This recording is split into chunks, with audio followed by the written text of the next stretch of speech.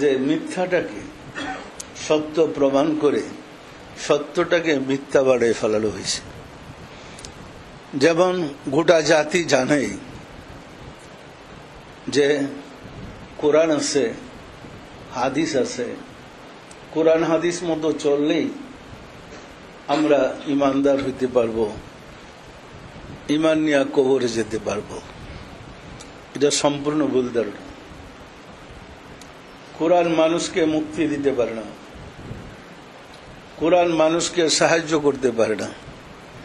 যদি করত, সাদ্দাম হোসেনের ফাঁসি কাস্টে ঝোলার আগ পর্যন্ত তার হাতে কোরআন ছিল। ওই ফাঁসি থেকে তো কোরআন সাদ্দামকে বাঁচাইল না।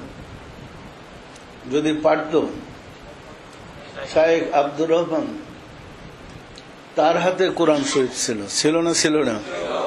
কই কোরআন তো তারা সাহায্য করলো না। কোরআনের মাঝে তো প্রাণ নাই, কাগজের কালিতে লিপিবদ্ধ করা, এর ভিতরে রুহ নাই। তো প্রাণহীন কোরআন আপনাকে সাহায্য করবে কিভাবে? হযরত আলী কারিমুল্লাহ ওয়াজহুর সাথে মুআবিয়ার যখন একটা যুদ্ধ হয়েছিল, ওই সময় সিফফিনের যুদ্ধে বর্ষার অগ্রভাগে কোরআন শরীফ ঝুলে রেখে বলতেছিল, মুআবিয়া আমরা কোরআনের ফয়সালা বানি। ওই সময় হযরত আলীর পক্ষে যারা ছিল তারা যুদ্ধ থেমে দিল, মানে যুদ্ধ বন্ধ হয়ে গেল। এমন সময় হযরত আলী বললেন, এই কোরআন দিয়া তোমাদেরকে ধোঁকা দেওয়া হয়েছে, তোমরা যুদ্ধ চালিয়ে যাও। একদল অস্বীকার করে যুদ্ধস্থান ত্যাগ করলো, আলীর কথা অমান্য করে তারা খারিজি নামে অভিহিত হইল। কিন্তু এই ইসলাম ছিল মুআবিয়ার ষড়যন্ত্র ইসলাম, চক্রান্তের ইসলাম। পরিষ্কার?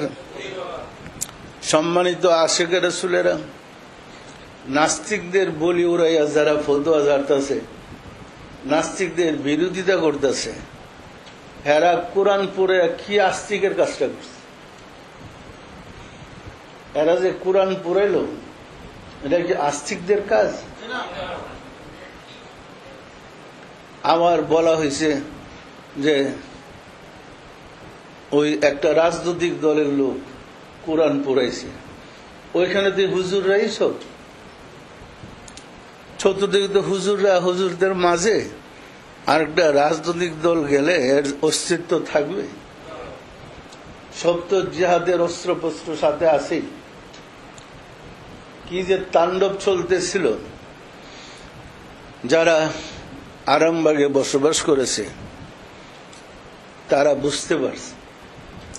কারণ আমাদের চতুর্দিকে যুদ্ধ চলছে, আমরা কি তখন নিরাপদ ছিলাম?